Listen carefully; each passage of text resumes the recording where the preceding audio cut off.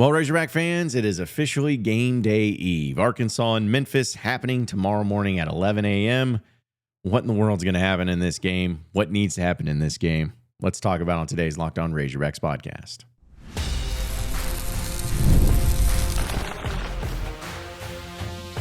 You are Locked On Razorbacks, your daily podcast on the Arkansas Razorbacks. Part of the Locked On Podcast Network, your team every day.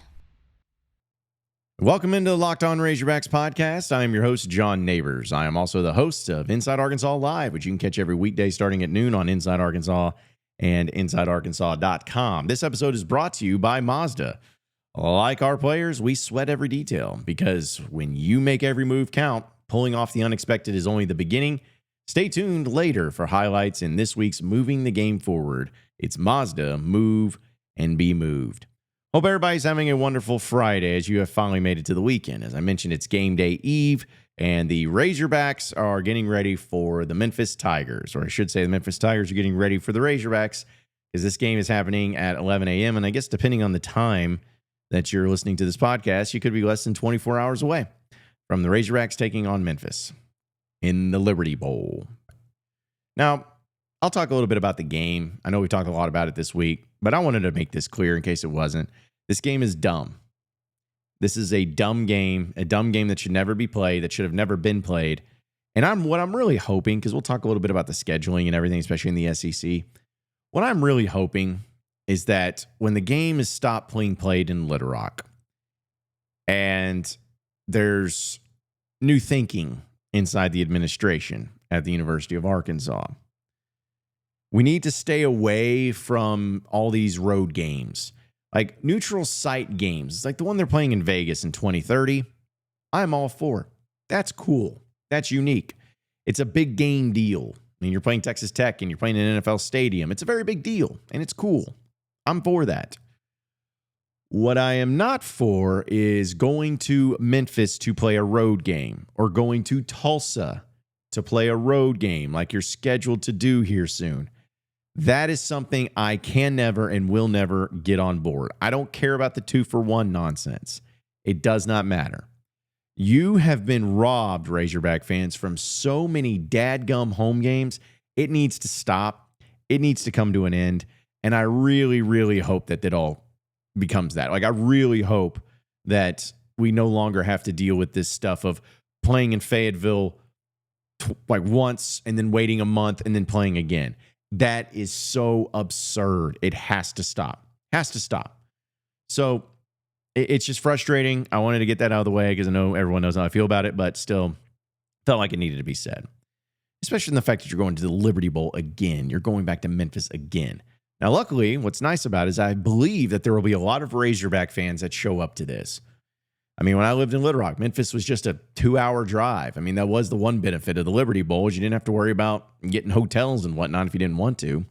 And I think a lot of Razorback fans for this game are probably just going to be doing the same thing, making a day trip out of it. I don't know if 11 a.m. hurts that or helps that, but who knows? Maybe you'll go there early, get a little tailgating in, get some barbecue afterwards, and call it a day. Maybe that'll be the case. But still, you got to play the game in front of you. And you don't have any easy ones left. I know that it kind of started last week against Ole Miss, but you truly don't have any easy ones left.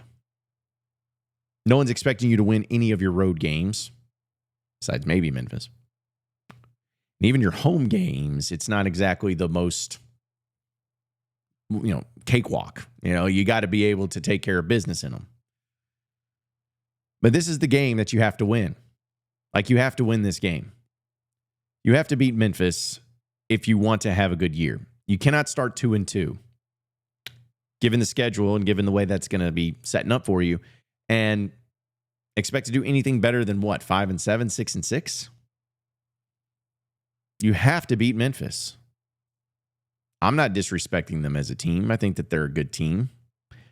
I think that they have some good things about them. I think that this is going to be a very big deal to them. This particular game is going to be a very big deal to them, and that's fine. I'm all for it. I get it. I don't blame them for it. I don't blame them for being excited about it or anything like that. But it's up to Arkansas. The pressure is on Arkansas.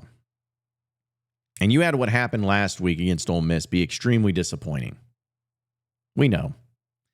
We know how it ended. We know how it went. We know what the reactions were. And then this week, coupled with all of that, you had the comments from Sam Pittman talking about the defense and talking about the coaches that we have to be better at communicating, and we also just have to make it easier on our players to put them in a position to be successful. Like, that's very important. But coupling that with the comments, of course, by Hunter Yurachek, the athletic director at the Little Rock Touchdown Club, it almost made me feel like there was a lost game. Like, there wasn't even a game. It was just non-existent. Didn't happen. Or wasn't happening. Nothing to prepare for. Seems like eons ago that Arkansas and Ole Miss game was. So I'm a little bit weary of what this is going to look like. How it's going to play out for Arkansas. But it's all going to come down to the start. The start of this game. It's 11 a.m. I know, it's early. It's an 11 a.m. game on the road once again. It's your third straight week away from Fayetteville. You had a very emotional letdown last week. This week, there's been some maybe distractions and whatnot. But you have to take care of business. And you have to go out there and win. And so to me, seeing what this team is going to do in the very beginning of this game is going to tell me everything I need to know about this team, but especially this team in this game. I do not believe that Arkansas, if they came out to start this game slow, sluggish, not focused in, turning the ball over, making dumb mistakes, penalties, just not looking very locked in, that the game is going to get away from you, and it's going to be hard to overcome it. And then if that happens, that fans are really going to get sick and tired of everything. They're really going to get tired of the early season just coming to an end. And again, given the circumstances of where the fans are right now, I'm not saying the fan base is fractured. I'm not saying that the fan base is split or anything like that, because I think that's a lot of times overblown. But I do believe the fan base is kind of feeling in a little bit of a weird spot. With the comments by Hunter, with the lack of response by Hunter, because, I'm not an athletic director. I never claim to be, and I never will be. But, considering the outrage, if you want to call it that, from fans and from people like me who didn't like his comments, I was kind of hoping that there would be a clarity or clarification on his part about his comments. And, of course, that didn't happen. So, to me, it kind of shows that there's not really much of a care. Doesn't really care about it. So fans are just in a weird spot, which puts the team in a weird spot, which puts Sam Pittman in a weird spot, puts everybody in a weird spot. So how do you come out to start the game? Does any of those things impact you as a team, as a coaching staff? Are there any problems going on with the players themselves? Like, are they listening to the outside noise? Are they dealing with it? I think we're going to know very quickly there in the beginning of the game what it looks like. But here's what I'm actually hoping for, folks. And this is something that I truly believe. One, I truly believe Arkansas is going to win this game. And not only win it, but win it by at least 2 possessions. That's what I believe. I think Arkansas's offense is going to be electric. I think TAYLEN Green is going to do TAYLEN Green things. I think you're going to see a defense that is much improved from what it was a week ago against Ole Miss. I think you're going to see a focus. I think you're going to see a lot of positives from Arkansas in this game. And you're going to win. And I'm hopeful for that. And maybe I'm looking at it too deep in here, but just given the circumstances of how everything feels right now for a lot of Razorback fans, you always want to have those positive moments and those positive feelings.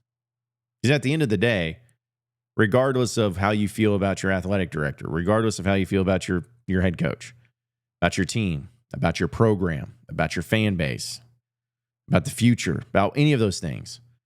Winning can always cure all. And considering all the things that have happened, if Arkansas was able to go out there against Memphis and absolutely destroy them, make them look like they're not even belonging on the same field as you, if you're able to do that, that suddenly opens up a lot of things in a very positive manner, mind you.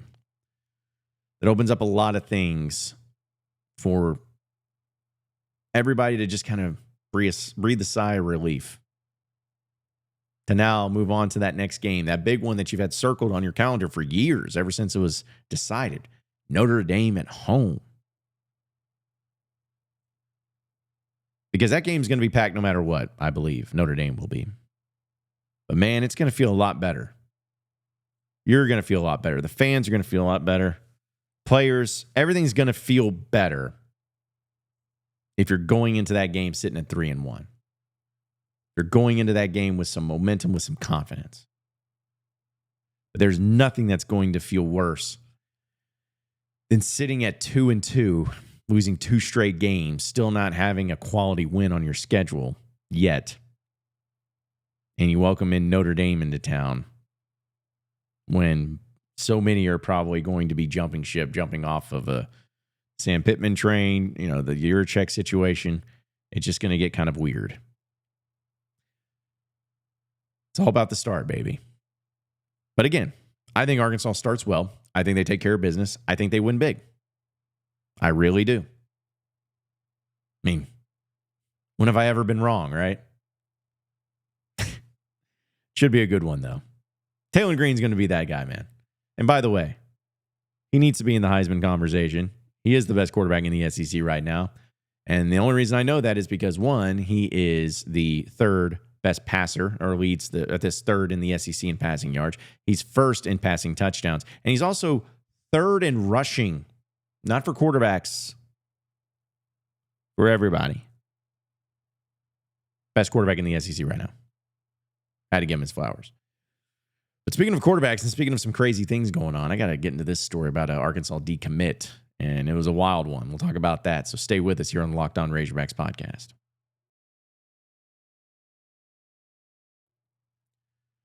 All right, Razorback fans, this episode is brought to you by Mazda's Moving the Game Forward. For those who believe it's not just about playing the game, it's about redefining it. There are moments that do more than put points on the board. They move crowds, move culture, and keep moving the game forward. This week's moment that moved the game forward is simply the guy I just talked about, TAYLEN Green for Arkansas. He's been able to keep this team moving forward, keep the offense moving forward, be able to make plays time and time again. The guy continues to just wow everybody.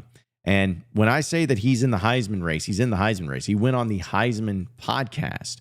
And last time I checked, they don't usually invite people to go on the Heisman podcast if you're at least not in contention for being something like the Heisman. So I was really impressed by that. And he's the guy that keeps getting it done. So when you follow what moves you, the unexpected is only the beginning. And just like there's more to every highlight, there's more to a Mazda vehicle. Mazda, move and be moved. Also, folks, we know the weather is cooling down and the days are getting shorter, and that has me wanting to make my home feel a little bit cozier. I know there's something about changing the household stuff over to the fall side of things. And when it comes to cozifying, I'm going to make that a word. Your space this fall, Wayfair is the place to go. Wayfair has everything you need to set the mood for the season, whether it's a comfy recliner, warm bedding, autumn decor, or even an espresso machine that you can make your favorite latte at home. They got you covered. If you want to have something like just a throw blanket or even a new chair, something that's going to not only change the space and how it looks, but also change the comfort level and how it goes, that's why you need to check out Wayfair. It's the perfect time to set up your home for fall so you can enjoy those cozy nights in with family and with friends. Cozify your space with Wayfair's curated collection of easy, affordable fall updates. From comfy recliners to cozy bedding and autumn decor, you'll find it all for way less at wayfair.com. That's Wayfair.com. Wayfair, every style, every home.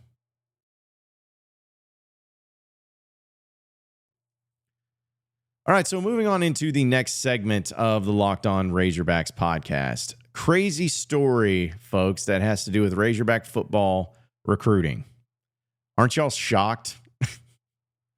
It's crazy, man. It's crazy. So Arkansas, for the 2026 class, had a really good, highly coveted quarterback as part of their class. In fact, it was one of their highest rated commitments that they had for the 2026 class. His name was Javon Gilmore.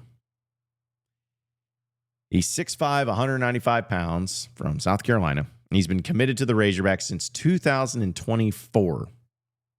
Okay? He holds over 20 offers. Sounds pretty good, right? What happened? Why did he decommit? What's going on? Well, it was reported here recently that he had withdrawn from his high school. Don't really know why. At least people didn't in the beginning, but it seemed that it became pretty obvious. It's because he was splitting reps with another quarterback, or maybe he lost the starting job. Didn't like that and peaced out. And on top of that, there was a decommitment from him. Now, some people may take this as a slight against Arkansas and Sam Pittman, or you may take it as a slight against the kid. To me, it's a thing that's going to work out.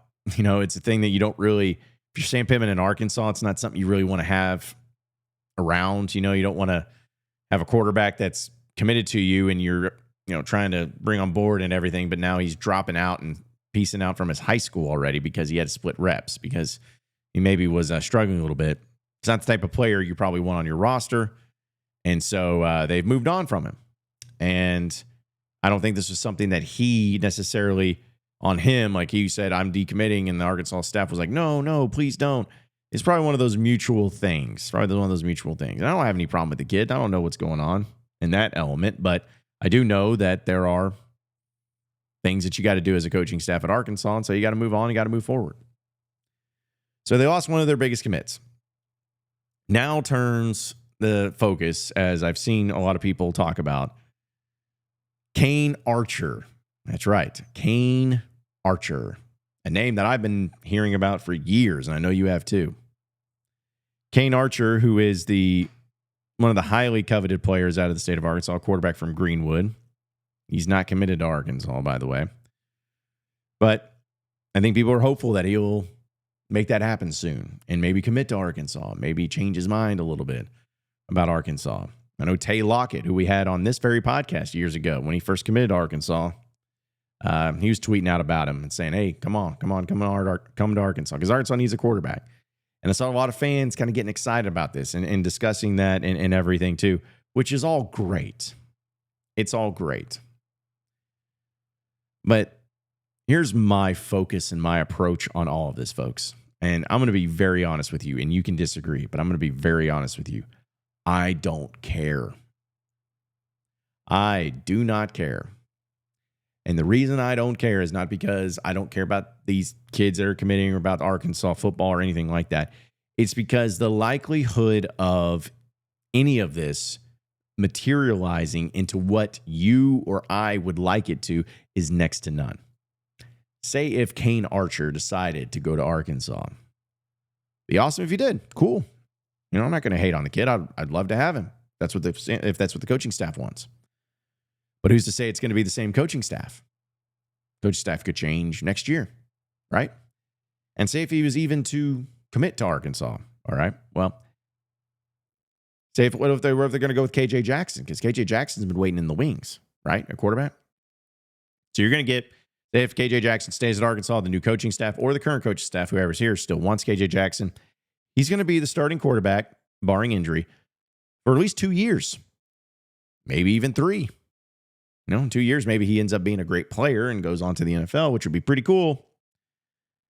But the point is like a quarterback committing in 2026 out of high school. What are the chances that that quarterback's going to play for Arkansas, start for Arkansas, be around at Arkansas, considering the uncertainty of everything, considering I know we got a new transfer portal window, but all those things coming into play. How do we even know? I mean, to be honest, none of us even knew who TAYLEN Green was until Bobby Petrino came in and got him on board. And if there ended up being another coaching staff, it'd probably be something similar with a transfer. It's important to recruit. It's important to recruit at quarterback. It's important to have stability. It's all important. But from my perspective, it's not the end of the world. It's not going to just be this thing that you can never recover from because one player didn't commit. So that's all I got to say about that. Hit that transfer portal. That's what it's really more about. And that's what's more important anyways. We'll talk about our final segment and getting to some big news. And I'm excited about that's happening next Tuesday. I'll tell you about it. So stay with us here on the Locked On Razorbacks podcast.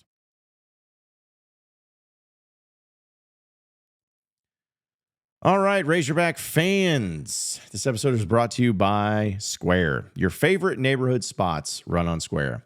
There are certain businesses that can truly make the neighborhoods feel like home. Whether it's the local sports bar packed on game days, or the coffee shop that knows your order by heart, or the corner deli that's been serving your community for decades, these are the places that bring people together. And when neighborhood businesses thrive, the whole neighborhood thrives, as we know. And there's a few places here in the area code of 72701 in the Fayetteville region that uses and has Square to be a part of it. I mean, it's Daylight Donuts, which I know a lot of you know. How about Catfish Hole Catering and dealing with that? Which, of course, Catfish Hole is iconic here being in the state of Arkansas.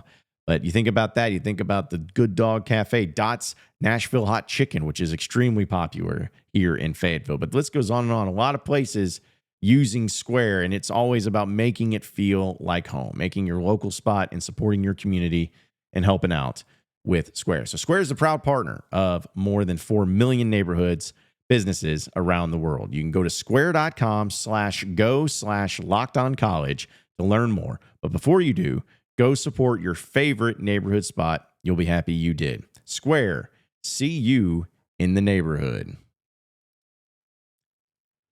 We're also presented by our friends over at DoorDash. It's almost the weekend, and it's time to look back and to crown this week's MVP on Who Delivered, powered by DoorDash. Just like you can win every Saturday with DoorDash Streaks, saving more every time you order. These players delivered when it mattered the most, so let's break it all down. We're looking at it this week, and the player that I'm going to give a shout out to is, again, a player we've already mentioned many times, but it's TAYLEN Green. Not necessarily for his play on the field, because we already talked about that. But I'm talking about his just humility, his ability to be getting the exposure that I believe he deserves, that is warranted for him. Going on the Heisman podcast, talking about the great season that he's having. All these things together, I think, are extremely important and extremely awesome that he's being a part of it, because he deserves it. And if he has another big, monstrous game against Memphis and Arkansas does win, which is also a very important thing, I think it's really going to get revved up as him not only being one of the best quarterbacks in the SEC, but being one of the best quarterbacks in the country. So I got to give a shout out to TAYLEN Green. And just like TAYLEN Green continues to deliver for the Razorbacks, DoorDash delivers your Saturdays. With DoorDash Streaks, you save every Saturday you order. Stack it up all season, and you could save up to $250, including $100 in DoorDash credits. So order this Saturday. Keep the streak alive. Fuel your game day only with DoorDash. Terms apply. Promo period ending November 18th.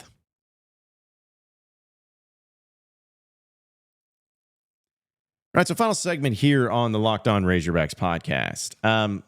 The SEC, or at least the reports are that the SEC is going to be announcing their permanent 3 teams, or each team's permanent 3 teams they'll be playing in the new 9-game schedule.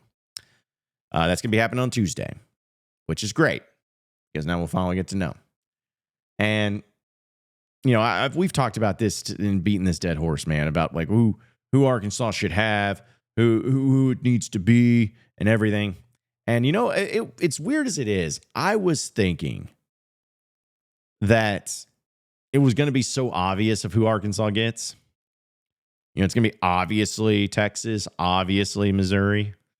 The other one, is it Ole Miss? Is it LSU? Is it A&M? Is it Oklahoma? Who knows? But it seems like 2 of the 3 are pretty obvious. I felt that way for a long time until we saw that Razorback baseball schedule. Now, Razorback baseball, Razorback football, what does that have to do with anything? Well, it's because when that SEC baseball schedule came out, which we talked about on this show, and how ridiculous it was that Arkansas did not have to play Texas A&M, Texas A&M, LSU, Tennessee, Vanderbilt. Like, what? Why? Arkansas is one of those teams that usually gets those. What happened?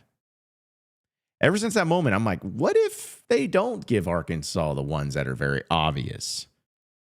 What if they just decide to give Arkansas random ones like, here you go, here's Kentucky and Florida, and we'll also throw in Alabama. Okay? All right. And you're not going to have a choice in the matter. You're going to have to play the games.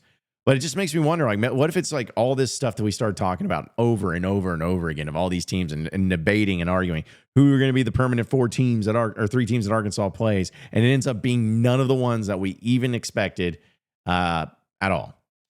We'll see.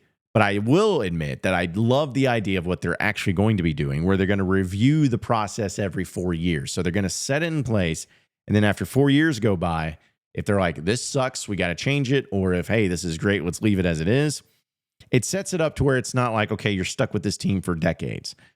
It sets it up to where it's like, hey, we'll try it, we'll see if it works, see if the balance is, then we'll move on if it doesn't.